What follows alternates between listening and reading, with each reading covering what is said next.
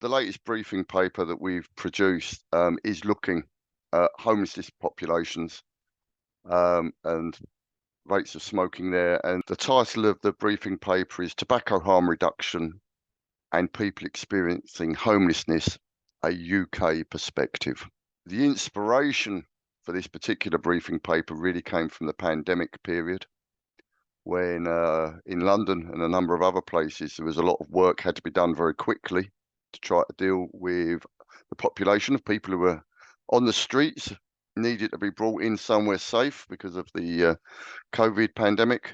But this actually links back again to the smoking. One of the barriers to keep people in accommodation is that a lot of that accommodation doesn't allow smoking, which is one of the reasons in the circumstance that we found ourselves beginning of 2020, that people looked around and thought, how do we stop these people going out continuing to smoke? What are we going to do?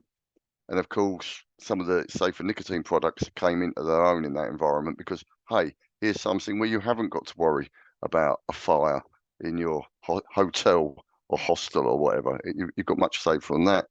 But, you know, with the individuals, we do know there's been quite a lot of research done that, you know, the desire to quit smoking in this group isn't particularly different from what it is in the general smoking population.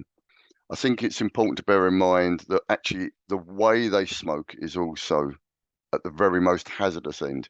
You know, these are people who are recycling other people's cigarette butts.